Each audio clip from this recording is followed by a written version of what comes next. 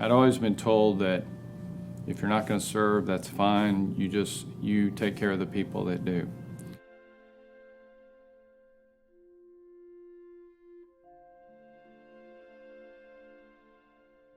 The special operations community breeds a different hero. It breeds a different soldier, Marine, sailor, and with that comes a different spouse. They have a common bond that many do not share with respect to that. The favorite aspect that I've had with working with special ops survivors has actually been the interaction with the spouses. To work with people that I would have never worked with before is probably the most gratifying. To go to somebody that I don't know, that I've never met and would have probably most likely never have met, and give them a little taste of hope is probably the one thing that I've taken out of this. I first became involved probably about 9 to 10 years ago. Actually, I was initially met one of the founders of the organization by circumstance. Had an opportunity to visit with that individual and Nick Rocha, and then after that visit, and having an opportunity to see some of the memorials that he took me to, I actually became aware of the organization after the fact.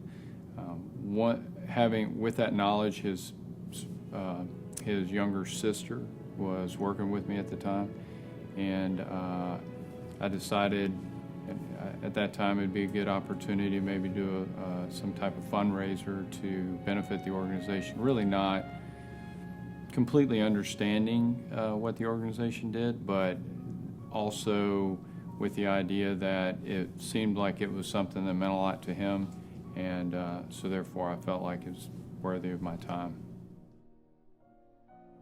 Well, this occurred really in the post 9/11 era.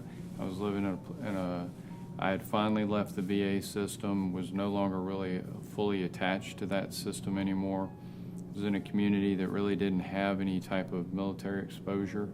So with my day job being in women's health, special ops survivors actually kind of fit a niche where I had an opportunity to give back to a group of people that I currently do a lot of work for, as well as give back to veterans and the military community as well. Team Special Ops Survivors, as a racer, myself, has been an experience probably none that I would have actually initially had expected.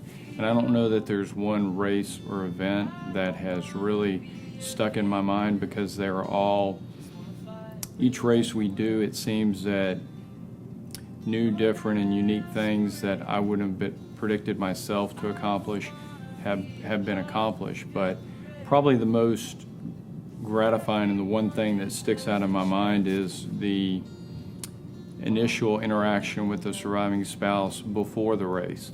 It's the getting to know that spouse, to learning about their hero, learning about their family, learning about their cats, their dogs, their kids. Taking that knowledge into a race where you are expected to perform. You're getting me. You're expecting to perform and live up to an image that is definitely not you.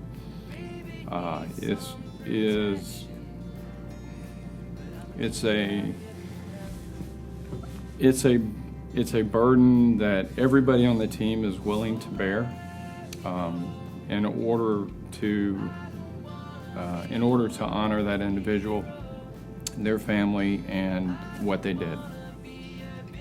The real thing that I take out of this is that I've had an opportunity to be a part of something from its infancy, where at times it seemed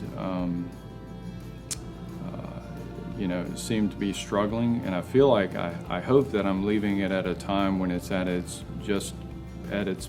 not its pinnacle, but just starting to move in that direction and become a bigger, greater thing. Probably the most important thing, though, is the opportunity to participate in something that is bigger than me, that at the end of the day, what I do matters, but it is not all me. It's been a team effort to get this to this point. So the fact that I can be one little cog in that wheel that made this become something